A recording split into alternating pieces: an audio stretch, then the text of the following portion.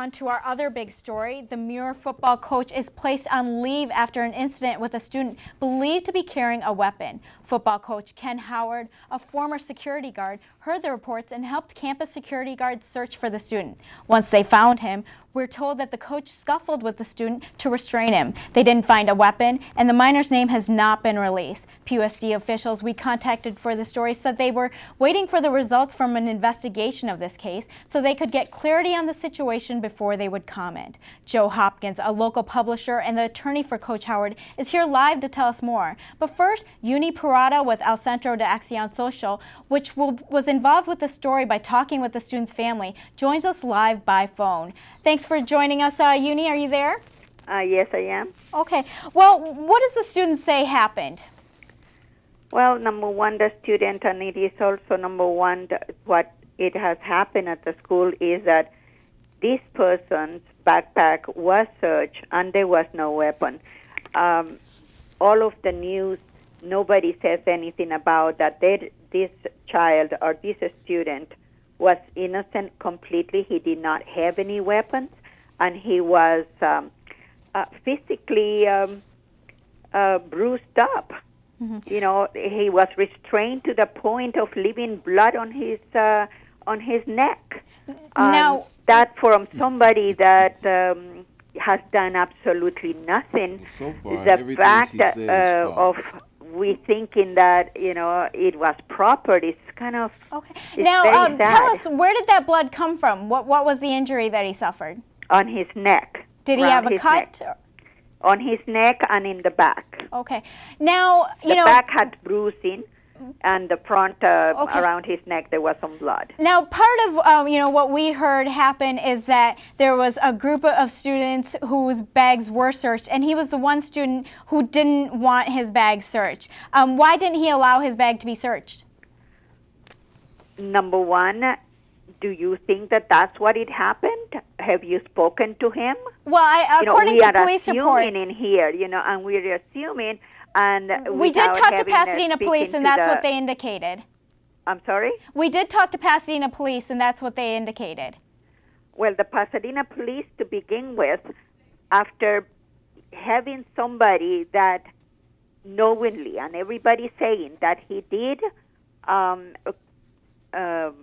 rough him up, he did go into the classroom and choke him and slammed him onto a desk.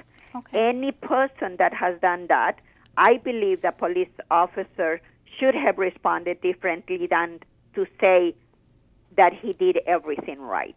That is not correct. Okay. A person cannot do that to a child. Well, now the reports from this situation, what they're saying is that earlier in the week there had been a knife fight at the school. Is that something that you know about? Was this particular student involved in a fight? Okay. Are you aware of that or not? Or you're just making assumptions like everybody else also? Well, what they are saying is that, the day of this incident, because of that of what they believe to be an earlier incident, that there were a group of students that they believed to have weapons on campus. So obviously the situation was heightened, and that this was the only student who did not allow his bag to be checked. So do you think that, could the student have handled the situation differently as well? Everybody could have handled that. You cannot have, like what they were saying in here, that the security guards were with this man, this coach, with him. And why is it that the security guards did not do something as opposed to the coach? Don't you think that might have been something kind of strange? Now, do you think that the security guards would have acted differently, knowing that a student is not cooperating with a search when there's believed to be a weapon on campus? Do you think the security guards would have acted differently? I don't know about what they would have acted and how they would have done it, but to me, a coach doing this to a student, any hypotheticals can happen, just like Renata Cooper said, he's not authorized to conduct a search. Okay. Period. Now, quickly, I just wanted to ask, we're short on time, but so the mom of the student is a volunteer at the school from what we've heard. Yes.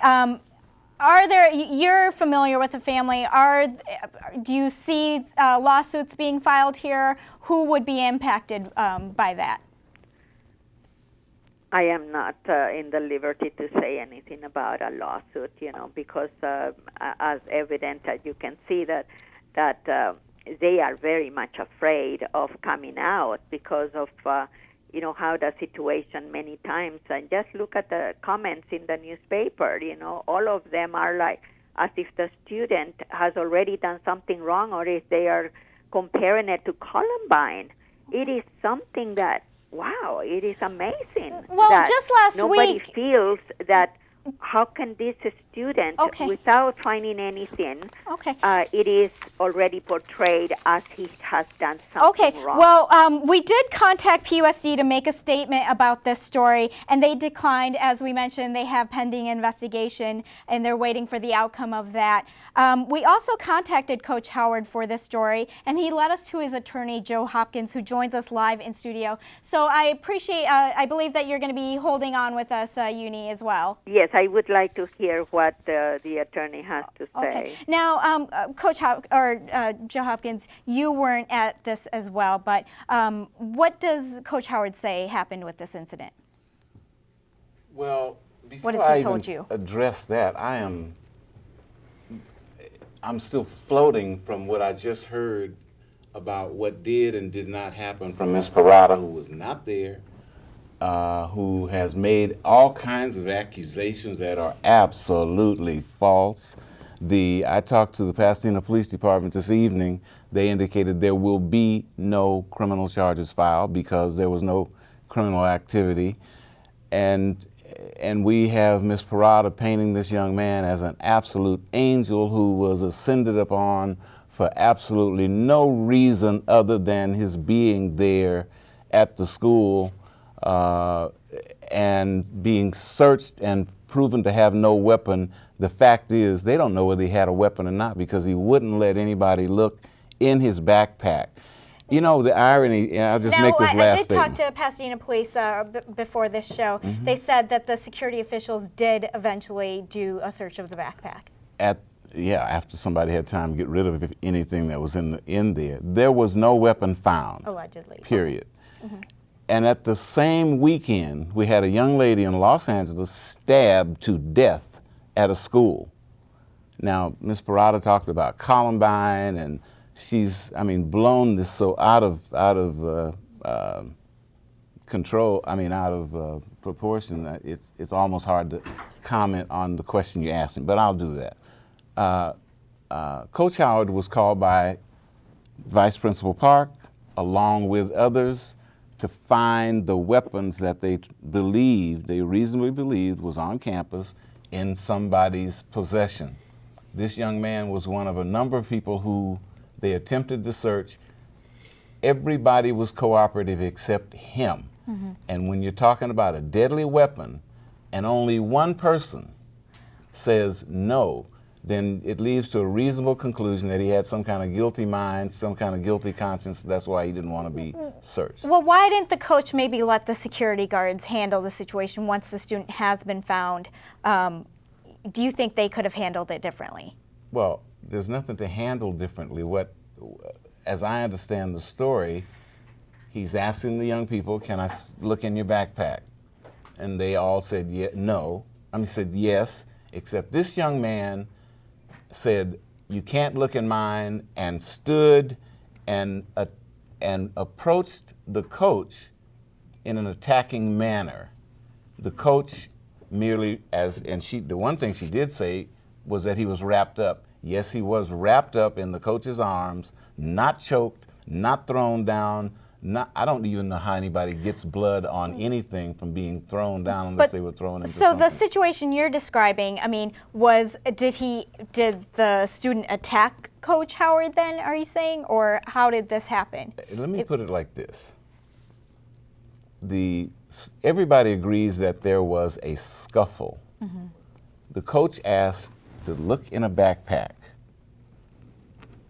Now, the rest of what happened, we don't know exactly. I mean, I know Coach Howard's version, but I won't even get into that. What I will say is, one person doesn't scuffle by themselves, and he was not a baby and a child that, as Ms. Parada is trying to intimate, that he's a 5-year-old. This was procedure? This was a high school kid who just last year was suspended for throwing a bottle and hitting another staff person. Okay. Now the thing that is in question at this point that people are asking is why is the coach taking the lead on this? If there are security officials there, why didn't they take the lead?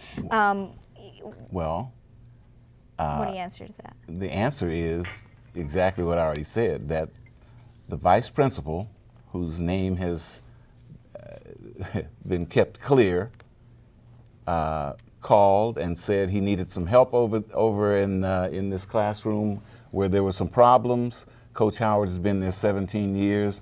I don't know why the security guards did not take the lead or whether they did. It just so happened that as they were searching backpacks, it was his turn to search this particular kid's backpack. He didn't know that he was going to be attacked by this kid. Well, Ms. Parada, you know the family. What is the mom saying to you as far as her son being involved in an incident like this? What has she said to him as far as his interaction with authority figures? You know, after hearing what Mr. Hopkins has to say, I think that I would like to not participate in this because as you know, it is his attorney, and I think that it will be much better handled with another attorney than myself.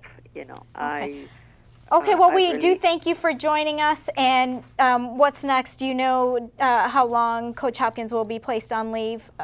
Well, Coach Howard is on leave pending investigation. And as is usual in these cases, an employee who is accused of something by a student or another employee is generally placed on a leave pending investigation. Once the investigation is over, the authorities will determine whether the leave is going to be extended or turned into a termination, or whether he will go back to work. Okay. I don't know, and I won't even presume to speculate. Okay. There's been enough speculation in this case so far. Well, we do thank you for joining us and telling us a little bit more about what's happening with this incident, and thank you for joining us. Thank you for having me. Okay.